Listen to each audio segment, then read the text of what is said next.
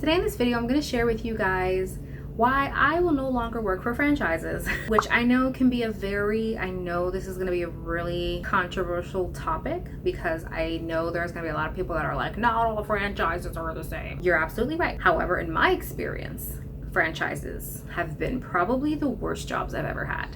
This video is not meant to bash franchises. It's not meant to deter people from wanting to work at franchises. It's just to help people understand the difference between corporates and franchises, and just to find out if maybe a franchise is even something you want to work at. There is a significant difference between working at a corporate store and working at a franchise store. And I'm not saying it's all good, not saying it's all bad, but I hope that this video helps to give someone some insight into what it's like.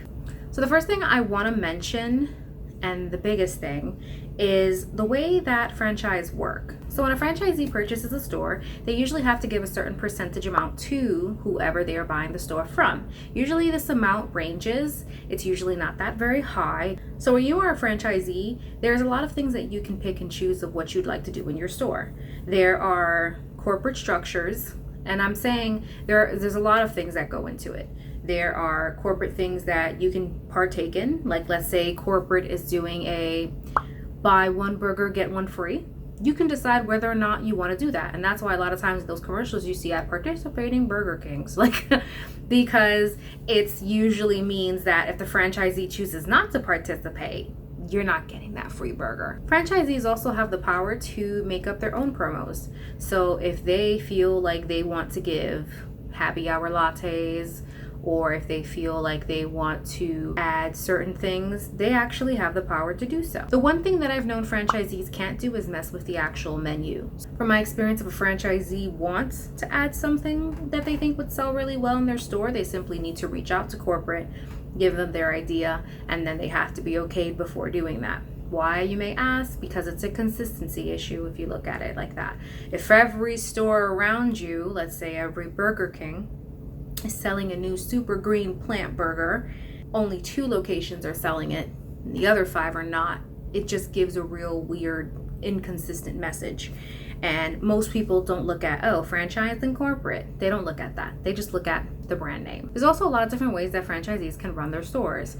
They can do their own training. Usually corporate will offer some help, but I believe it comes down to the franchisee of what they'd like to do as far as training, as far as uniforms. There are a lot of corporations that will actually not do much for their franchisees, not help them do much as far as getting their uniforms, getting the proper training that they need, really having like a cohesive, unit to where they're there to back you up. Essentially, some franchisees probably deal with corporate that's like, all right, well, we'll just come in and check in a few years to make sure you're doing what you should do. Other than that, I think we're good. So don't bother us, okay? Which can be very frustrating for a franchisee that wants to invest in a brand but doesn't really know too much about the brand or would like some help in getting the brand up. To buy a random store and not know anything about it can just add on so much of the stress of trying to run a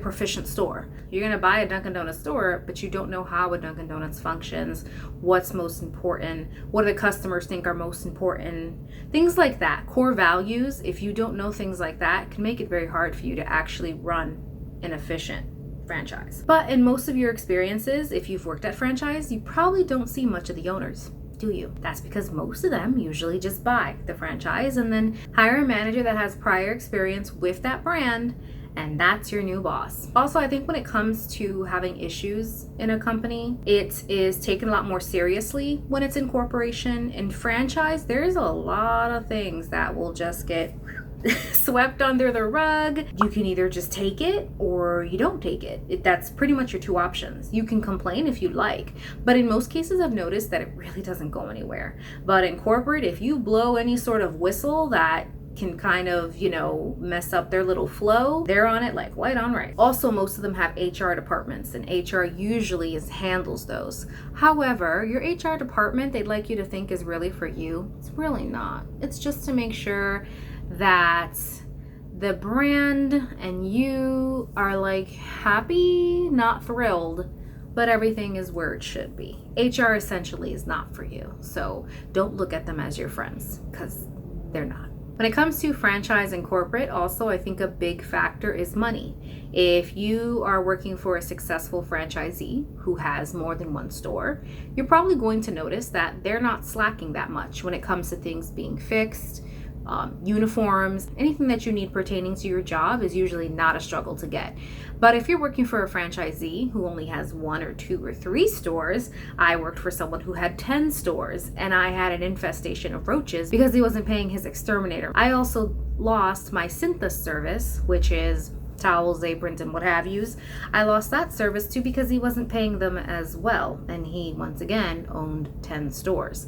So a lot goes into how this franchisee is working the store, how they're managing their stores, and the little details here and there can really contribute to why your stores are not functioning the way they should. Having those problems and it being that effective to the point where it slows down your service, your customer connections, things like that, a lot of franchisees don't consider that to be an important thing. But it is, because it's affecting your customers and it's affecting your employees. 2 things that your business cannot run without. If your employees are unhappy, it'll show in their work. If your customers are unhappy, it'll show in your sales. Investing in finding out what those issues are that's creating that block for your employees and your customers is something that every franchisee should do. Every business should do. With corporate, it's a simple phone call and a report. You simply call. Anything that was ever wrong, when I worked at Starbucks, I called the little line, listened to some music, got someone that was available to listen to all of my problems, and then at the end of every single phone call, they said, is there anything else that I can do to make your life easier? And so that is something that when you get used to it and then you start working for franchisees that don't have that, and you're working for a franchisee who's okay with there being a leak in your store, and you're telling him, hey, there's a leak in my store and it's just leaking everywhere, and he's like, oh, just put some paper down, we'll be fine. Paper towels everywhere, mop it up, we'll be fine. That's not okay. First of all, it's a safety issue for you to have water in your store anywhere that could cause that. Any leak, any water, lots of the issues can happen. Mildew, mold, somebody can slip and fall, an employee could slip and fall. I mean, roaches, mice, they call water is like water can cause a lot of damages. And so little things like that, a lot of people don't think of, oh, it's not a big deal. It is a big deal. And if your franchisee doesn't find it to be a big deal, that's a big deal. You need to get the hell out before an inspector comes and slaps you with a close notice, meaning you need to close your store down like ASAP. I also find that the people that you interact with are very different. Once again, going back to what's being allowed and what's not allowed, there are a lot of things that franchise stores get away with. As far as people can get away with doing horrible things because the franchisee is really nowhere to be present, and they hire someone who can do their job, but most likely they really don't do their job as well as they should. And because they produce the numbers that they should, the franchisee is blind to anything else that goes because all they see is numbers. And don't get me wrong, this is something that can definitely happen in corporate, and it happens most of the time. This is something that I think is a franchise and a corporate problem. It's just a job problem in general. My advice to deal with situations like that, when you have a coworker who is being very difficult and you don't know what to do, you really love your job, you'd like to stay at your location, anything that's keeping you at that job and you really want to stay, but you don't trust HR, or you've tried reaching out and they don't listen, my advice to you is to try and get as much paper trail as you can. When I say paper trail, I mean essentially what you're doing is you're keeping notes. On March 22nd, Yolanda told me that she was sick and tired of my bullshit. March 27th, Yolanda pushed me while I was trying to get out of the walk-in freezer. Sometimes it even helps to take video recording. Now, I know a lot of people may see that's a gray area, but if you're in a situation where you are really being harassed at work, I really don't think there's an issue with doing that. This becomes a serious issue where a person could be getting sexually harassed and no one's saying anything. And I bring that up because that actually did happen at a store that I worked at. Someone was being sexually harassed, no one was saying anything. And because no one had any proof other than the actual employees standing there watching it happen, never got to where it should have been. And that is a serious issue that can affect heavily on someone. Nothing like that should ever be tolerated. And this is why every place I've ever worked, I've always tried to rally employees and get them to understand change happens with you and it happens together. If one person cannot make the ripple or difference that they need to, it is important that we stand together as employees and do what needs to be done and make more noise. It's important that we do this because we stand as a unity. It's very easy for corporate to get rid of one person, or it's very easy for a franchisee to get rid of one person because they're complaining about something that they find annoying and they don't particularly want to listen to. But if 5, 6, or 10 people, the whole crew, is involved in an issue that really should be taken care of, then they will listen because it's the majority. It's more power. And essentially, they're not going to want 10 people to walk out on them and then their store needs to be closed because they need to staff their store, which more profit out the window until they find people to train and go back into that store. For me, working in franchises has been very difficult just because for me, there's no way up. A lot of times what ends up happening to me is I get stuck in one spot. There's no way for me to progress. And trying to talk to the owners who really don't care too much about that stuff, it just essentially it's a waste of my time. This person really doesn't care whether or not I move up in the company because they don't care. It's not their life. They're not in it for the people, they're in it to usually make money. There's only really so much you can go. And also when you are working in a small franchise, it's also hard to move around. Let's say you'd like to move around to get some more hours, but you can't do that because you've only got 2 stores and they're full on people. So then you end up only getting 20 hours when realistically you can work 40 hours. Also, one of the great things about working at Starbucks was as long as you were in that district, you could get partners from all over the stores that were in that same district that could help out, which is a great thing to have. Could you imagine only having 2 stores and nobody can ever help you? That's how it was at my last franchise I worked at. I had 10 stores. This man had 10 stores and none of these stores could help me. And I was a new manager, only trained 1 week, and I needed help. I was retraining kids who didn't give 2 fucking shits about their job, and I had absolutely no help. And out of 10 stores, for me to have no help, that's a really big problem. If stores are functioning well, they're doing what they should do, and managers are being supported well and doing what they should do, that should never be an issue. Also, the biggest issue that this man, and funny enough, this is the first time I actually realized what a district manager does, because usually when you see district managers, what's your impression of them? They're just people who drive around, visit stores, tell you your store either sucks or it's good, and then flies away on their broom and comes back in another month or 2 months or so. However, at this franchise, what I had gathered from all of the employees was basically the franchise took a horrible dive when their district manager was let go. And so there was no district manager. It was just owner and store managers. That's it. There was no middleman. There was no buff. The district manager essentially is a buff, and they do what the owners won't do. So they step in, they should be helping, they should be making sure training is getting done properly. And it's just basically help to support a store manager. So when the store manager's support is gone and all there is the owner can't split himself into 10 people. Now, neither could a district, but it's still different because that was another issue that the owner had. He was running around between 10 different stores. He didn't have any extra help. His whole family was involved in helping in this franchise, but it wasn't getting us anywhere. None of the stores were functioning the way they should. And it was a fire. It was just like watching a fire just continuously get bigger and bigger and bigger. Another thing I want to talk about is structure.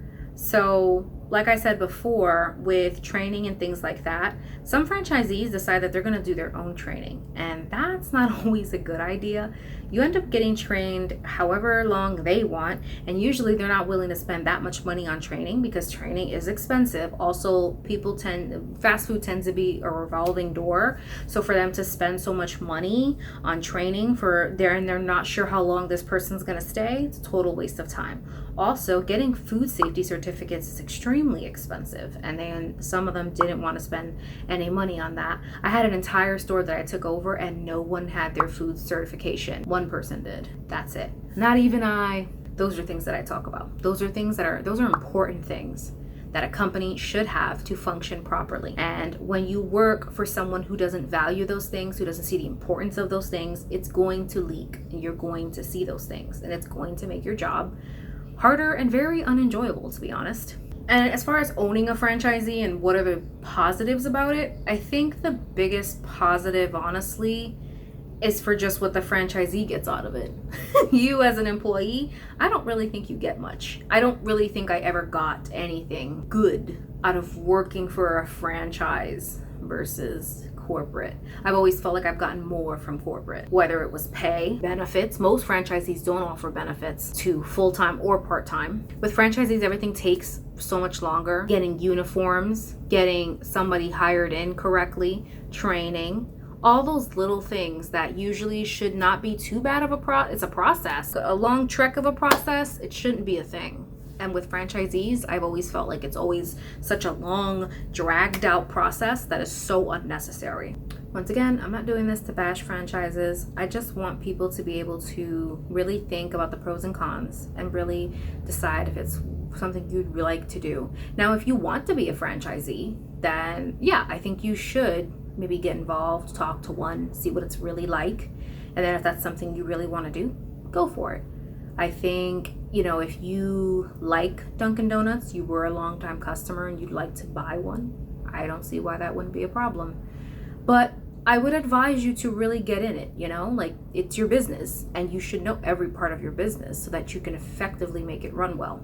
A lot of people who don't know their business very well, you can tell, you can see it. I really don't think that a business can run just on sales alone. You have to have heart into it. You have to care. You have to have a passion for it. I feel like you should really care about people too, especially a service job. Any job that's serving people, you should care about people. Customer service jobs, or that one nurse who hates people. Why are you getting into nursing? Also with corporate, I've noticed there are a lot more things that are given to managers as far as like bonus incentives.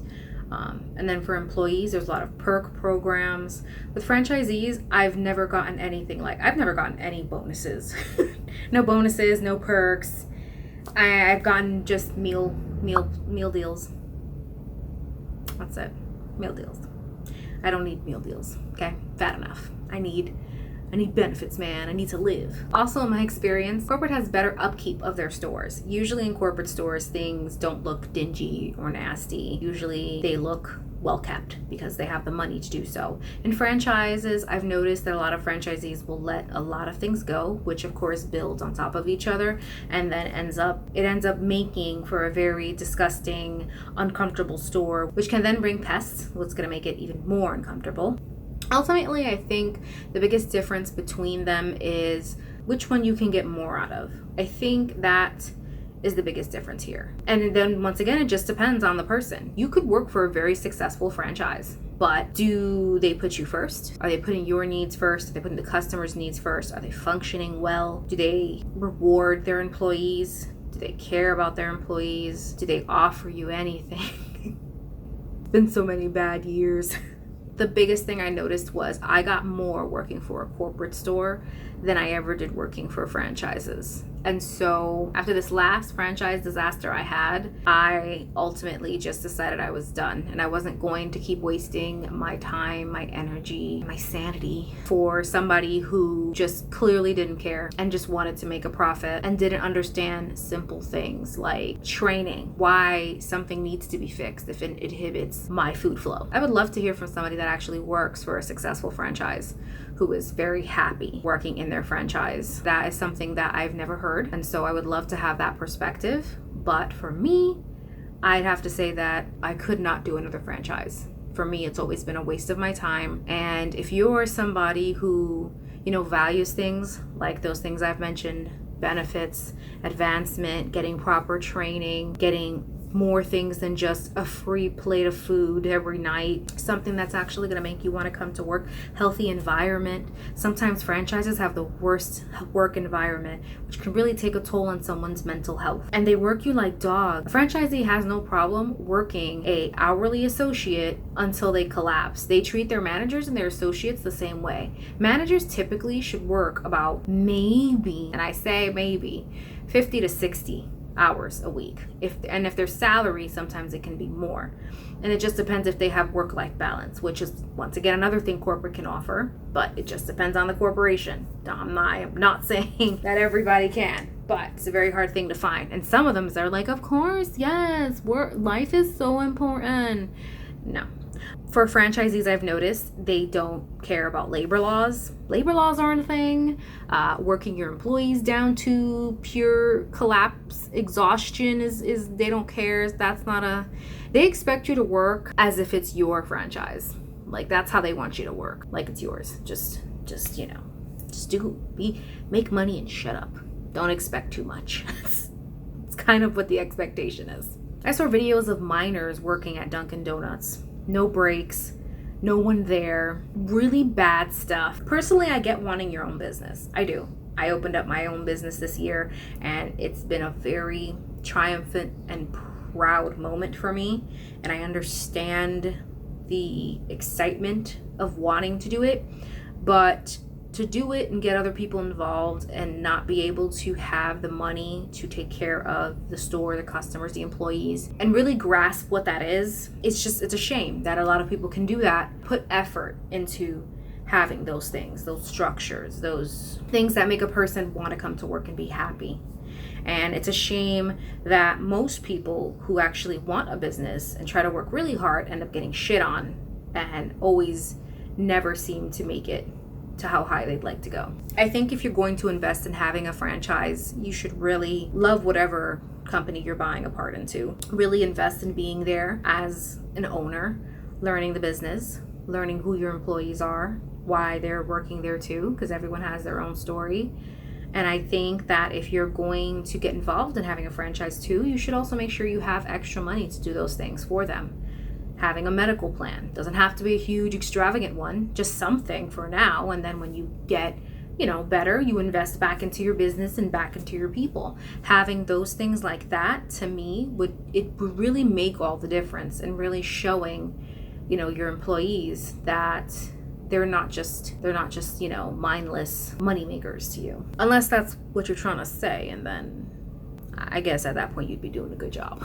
I would love to hear your thoughts about franchise versus corporate. What kind of feelings does anyone have about that? Do you work for a franchise or do you work for a corporation? What do you think are the biggest differences? I would love to hear what your thoughts are. I've spent most of my life between both, and so it's been pretty hard. It's been very hard.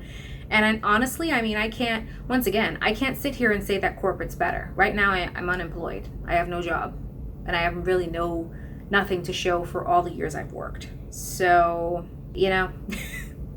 can't really say one's better than the other, because I'm still nowhere, and I've given my life and soul to corporate and franchise. I think it's about doing what's good for yourself, and so that's why I went ahead and opened up my own business, and I hope that eventually it will lead to a point where I can be that boss that I want to be. Thank you guys so much for watching this video. I hope that you enjoyed it, and I hope that I hear from some of you regarding these topics. I'll catch you guys on the next one. See ya!